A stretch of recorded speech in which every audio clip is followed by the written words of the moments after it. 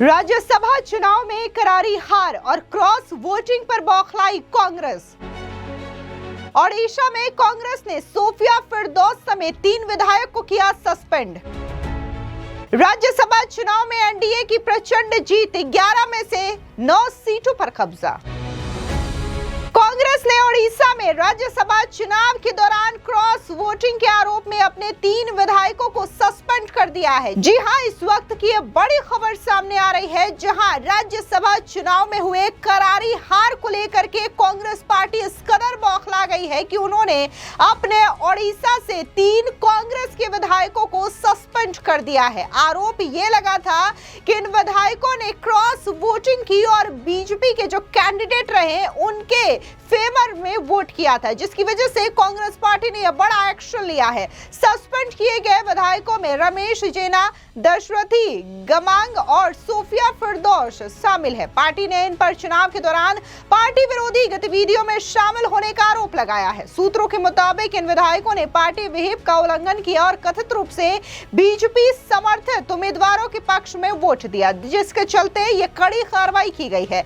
ये कार्रवाई ओडिशा प्रदेश Congress committee PCC द्वारा की गई है, जिसने कहा है कि पार्टी अनुशासन बनाए रखने के लिए यह कदम जरूरी था। इस कदम के बाद ओडिशा की राजनीति में हलचल तेज हो गई है और अन्य दल भी स्थिति पर नजर बनाए हुए हैं। आपको बता दें कि चुनाव के दौरान विपक्षी विधायकों पर क्रॉस वोटिंग के बाद एनडीए ने ओडिशा में भी राज्यसभा की 2 सीटें हासिल की है। ओडिशा में हर 2 साल में होने वाले राज्यसभा चुनावों के परिणाम सोमवार को घोषित किए गए, जिसमें 4 उम्मीदवारों ने राज्यसभा में सीटें हासिल की। ये चुनाव बेहद कड़ा था, जिसमें क्रॉस वोटिंग और राजनीतिक दांवपेच देखने को मिला।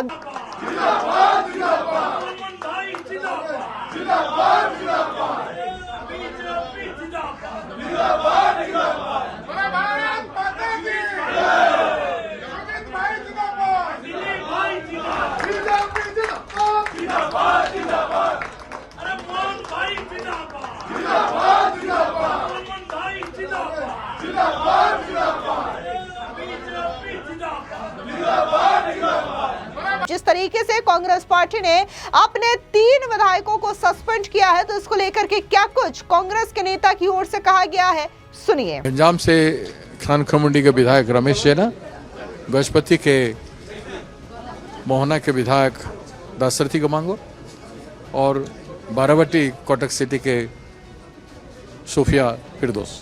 गंजाम से खानखमुंडी के विधायक रमेश जेना, गजपति के मोहना के विधायक दशरथी गमांगो और बारावटी कोटक सिटी के सोफिया फिरदौस, ये तीनों क्रॉस वोटिंग किए हैं और इनसे उम्मीद नहीं था। पार्टी उनके लिए बहुत कुछ किया है। गजपति में 2 बार उसको डिस्ट्रिक्ट प्रेसिडेंट बनाया गया और विधायक बने हैं लगातार। पार्टी ने उनको टिकट दिया, सब कुछ पार्टी ने किया है उनको, वो खुद को बेच दिए। दूसरा, रमेश जेना से ये उम्मीद नहीं था। एक दबंग नेता करके वो गर्व करते थे, सब लोग बोलते थे बहुत अच्छा नेता है। अच्छा नेता ऐसा काम नहीं करते, खुद को वो मिटा दिया।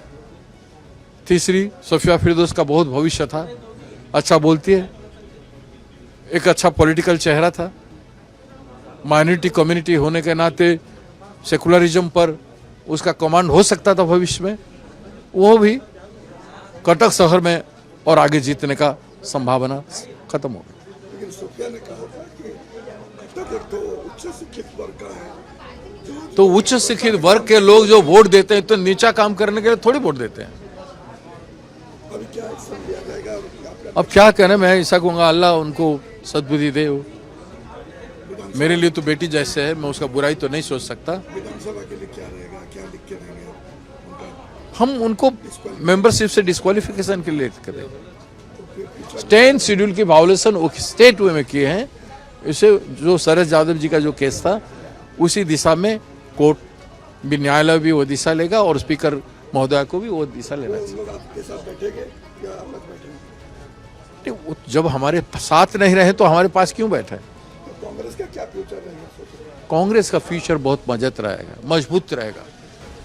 9 भी थे तो हिल रहा था, अब 11 से और जोर से हिलेगा। जितना सेल्फिश लोग स्वार्थ के लिए पार्टी में वो चले जाएंगे, उससे मजबूत पार्टी बनेगा। तो पार्टी टूटेगा नहीं इससे। पार्टी क्यों टूटेगा? जो लोग गंदगी साफ हो रहा है। तो ये क्या बोले, एक विधायक बिक जाना, विधायक एक महत्वपूर्ण उसको बेच देना, इसमें किस दृष्टि से देखें? वो जो आपको, आप अगर खुद को बैल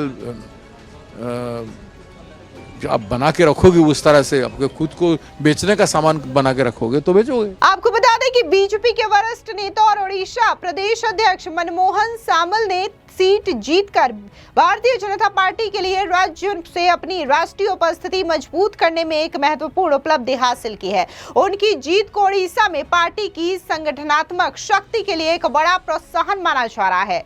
बीजेपी के एक अन्य उम्मीदवार और मौजूदा राज्यसभा सांसद सुजीत कुमार भी दोबारा निर्वाचित हुए हैं, जिससे संसद में ओडिशा से पार्टी का प्रतिनिधित्व और मजबूत हुआ है। वहीं एक अहम घटनाक्रम में अनुभवी नेता और पूर्व केंद्रीय मंत्री दिलीप राय ने बीजेपी समर्थित निर्दलीय उम्मीदवार के रूप में जीत हासिल की है। कई बीजेडी और कांग्रेस विधायकों द्वारा क्रॉस वोटिंग की खबरों के बीच उनकी सफलता ने राजनीतिक गलियारों में चर्चा का विषय बना दिया है, क्योंकि राज्यसभा चुनावों में निर्दलीय उम्मीदवारों की जीत असामान्य है। बीजेडी सूत्रों ने संकेत दिया है कि लगभग 8 पार्टी विधायकों ने उनके पक्ष में क्रॉस वोटिंग की होगी, जिससे परिणाम प्रभावित हुआ है। आपको बता दें, वहीं हरियाणा, बिहार और ओडिशा की 11 राज्यसभा सीटों पर सोमवार को चुनाव हुए। इसमें 9 सीटों पर एनडीए कैंडिडेट या एनडीए समर्थित कैंडिडेट ने जीत दर्ज करवाई है। कांग्रेस और बीजेडी ने एक-एक सीट पर जीत हासिल की है। राज्यवार सीटों की बात करें तो बिहार की सभी 5 सीटों पर एनडीए प्रत्याशी विजयी रहे। ओडिशा की 4 सीटों में से 3 एनडीए और 1 बीजेडी उम्मीदवार ने जीती है। हरियाणा की 2 सीटों में से 1 पर बीजेपी और 1 पर कांग्रेस ने कब्जा किया है। इसके अलावा हरियाणा में शाम 4 बजे वोटिंग खत्म की गई थी, लेकिन 2 कांग्रेस विधायकों ने वोटों पर बीजेपी की आपत्ति के कारण रात 10:25 पर काउंटिंग शुरू हुई, जो कि रात 1:30 बजे तक चली। चुनाव में वोटिंग से लेकर के रिजल्ट तक की प्रक्रिया में 16 घंटे लगे हैं। दरअसल चुनाव आयोग ने 18 फरवरी को 10 राज्यों में राज्यसभा की 37 सीटों के लिए चुनाव का ऐलान किया। इसमें से 26 सीटों पर उम्मीदवार निर्विरोध निर्वाचित हो गए, क्योंकि इन सीटों पर जितनी सीटें थी उतने ही उम्मीदवार मैदान में थे, इसीलिए यहां मतदान की आवश्यकता नहीं पड़ी। बाकी 11 सीटों पर 16 मार्च को वोटिंग हुई, जिसमें से जो 9 सीटें रही वो एनडीए ने जीती है, जो कि एनडीए के लिए एक बड़ी जीत के तौर पर देखा जा रहा है। तो वहीं दूसरी ओर कांग्रेस जो है वो अपने ही विधायकों पर इस कदर भड़की क्रॉस वोटिंग और करारी हार को लेकर के कि ओडिशा से सोफिया फिरदौस समेत 3 विधायकों को सस्पेंड कर दिया। फिलहाल इस पूरी खबर को लेकर के आपकी क्या राय है, कमेंट सेक्शन में जरूर बताएं। धन्यवाद।